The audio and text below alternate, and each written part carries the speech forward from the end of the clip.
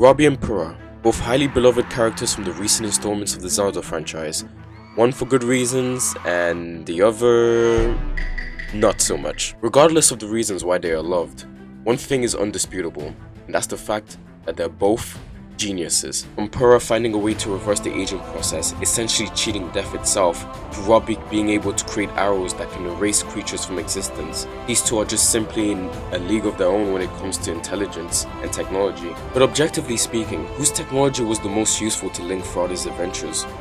Well, that's what I'm here to talk about today. So to figure out whose tech has more utility, I'm going to have to analyze the roles they both played in Breath of the Wild and Tears of the Kingdom.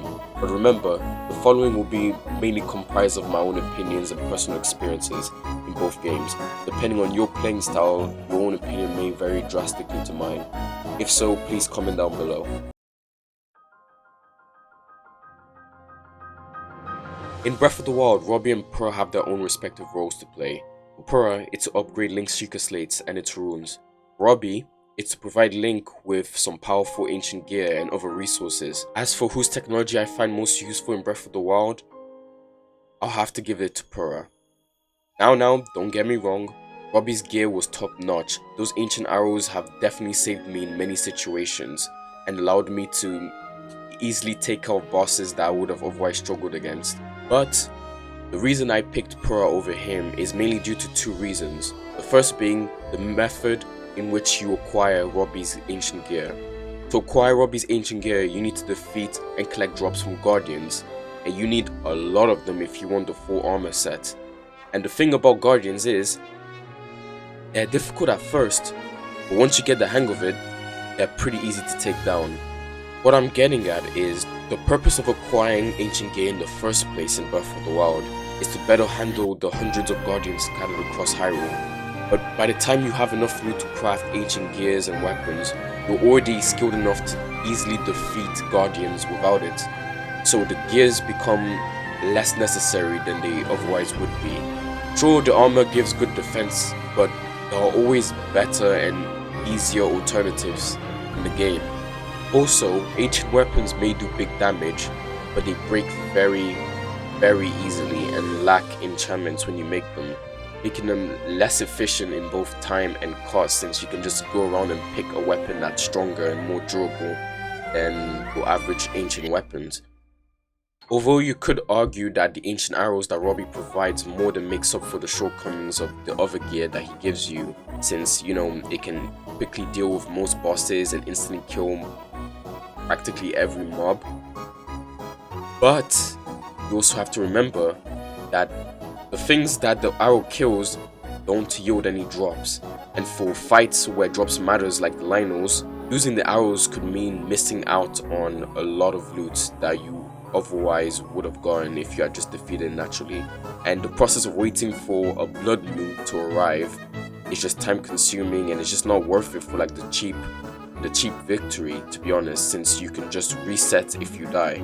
But Purah doesn't share this issue, because in fact, most of her technology is useful. They each have their situations. In fact, there isn't a situation I can think of that Purah's technology doesn't come in handy. You're stuck in a large group of mobs trying to eat your face? Well, just use a bomb upgrade and blow them apart, scatter them. You are fighting a tough enemy and you need some time to breathe or to escape? Well, use the stasis upgrade and freeze them in place, and either run away or use this time to either come up with a strategy or do big damage to them while they can't move. You having trouble finding a treasure or shrine? Well, use the upgraded Sheikah sensor and find the specific thing you're looking for. For pretty much every situation, Purah's technology comes in handy. So in Breath of the Wild, I'm gonna have to give technology utility to Purah. Yo, I'm not even gonna waste your time. It's Purah again, and it's not even close this time, because I don't know what Robbie did. I don't know if someone at Nintendo has a personal vendetta against him, but they did him so dirty in Tears of the Kingdom. Because not only was he pushed aside, like story-wise and narratively, but they made him live in Purah's old lab, in her old house. Like, I don't know what he did to deserve that. Like, Let me explain. In Tears of the Kingdom, Robbie only serves two purposes, and that's to 1, give Link access to the camera, and 2, give Link access to the sensor. Does that sound familiar?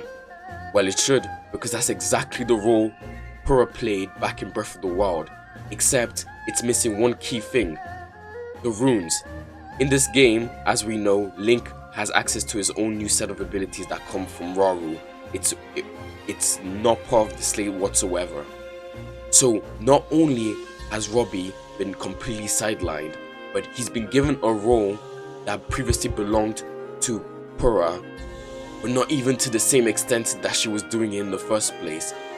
Because now you have to think about it as well, that those two things that he gives you access to can only be used in conjunction with the Purah pad, which is basically the Sheikah slate of this game. And as the name implies, that was made by Purah. They basically turned him into Purah Light. That is ridiculous. They went from being pretty much rivals and equals to Robbie being basically Purah's assistant now. I think maybe it's because he's old, maybe he doesn't have the same charm, I don't know what it is, but they've completely sidelined him. And while he's in his corner doing what Purah used to do, Purah's been out here inventing a new version of the Sheikah slate that can do all the same things that basically is used in everyday life, in navigation and like other stuff like that. She's creative ways of mapping the entire land of Hyrule via the towers, and has many people working for her. And these things that she's created is pretty much essential if you want to make any progress in the game with Link, which means that Purah just takes this. She just takes it. She just takes Tears of the Kingdom. It's not even close. So for both Tears of the Kingdom and Breath of the Wild, Purah is the winner. Sorry, Robbie. Or maybe I'm just biased. Hey guys, it's been a while. It's been a month actually. And time flies. I've been so busy with work and other stuff. This video was actually supposed to come out like at least 2 weeks ago, but I came down with like a really bad case of the flu that's been lasting for like a week and a half, and other stuff came and distracted me. But now it's all out of the way, so I have to go to work and stuff like that. But I should be able to post more consistently, like at least once or twice a week. And now I'll set aside time to do this. This video was kind of like an idea that came to me randomly.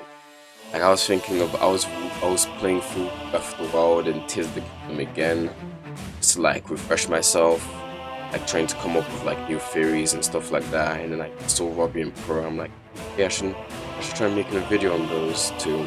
I haven't seen many people do videos on them, so like I'll do that. Of the two, personally, character-wise, I prefer Robbie, but for the rest of the world, for other reasons, I think it's pretty obvious why everyone likes Purah over him. But like, I kind of made it clear in this video, but I'm really upset at how they sidelined Robbie so much in the game and just gave Purah like the main stage. Like they were supposed to be like the exotic duo, mad scientists, the two of them, since we saw them in Hyrule Warriors. But now it seems like they're kind of like relegating him to like a different role. And I feel like if there is gonna be like a Tears of the Kingdom Part 3, it's probably gonna be dead or something, and like Purah's gonna be like, oh, I'm gonna have to carry on his work or something like that. But anyway, I'm getting kind of sidetracked. What I mean to say is that I will try and post more frequently. Like, got any suggestions on what I should make? I'm trying to like branch out and do like a lot of different stuff. Like, but here I know we're focusing mainly on like Zelda. So like I know I've been like posting stuff, like I've been trying to say like I want to post Pokemon and like other stuff like that. And I don't think, and from the response I've been getting, I don't think you guys would be too responsive to that. So like I'll keep that separate. In the future, I do plan on creating like other channels like this. Like, I obviously keep this channel since it's first channel that really went anywhere with like responding to me and stuff like that. So I'll keep posting here. I won't abandon this channel. Like, I also want to work on different stuff. Just Zelda. I know I kind of made my brand around it. That's my bad. But like, I feel like I want like other stuff as well as Zelda. I'm not saying that I don't like Zelda or I mainly grew up on like two franchises, and that was Zelda and Pokemon, and occasionally some Mario and stuff like mainly them two. So like, I want to talk about both of them. I've created this channel and it's mainly just this. So like, I'll do another poll, see how you guys respond. If you guys want this to be like a Zelda channel only, I'll keep it this way. If you guys want me to branch out and do more stuff, like more Nintendo oriented stuff, like I can play other games and talk about other games and other theories and stuff like that, that would be nice. But if not, I'll just keep putting on the way it has been going past. I started this in June, 5 months. Like, yeah, anyway, don't forget to leave a comment, like, subscribe, and I'll see you all next time.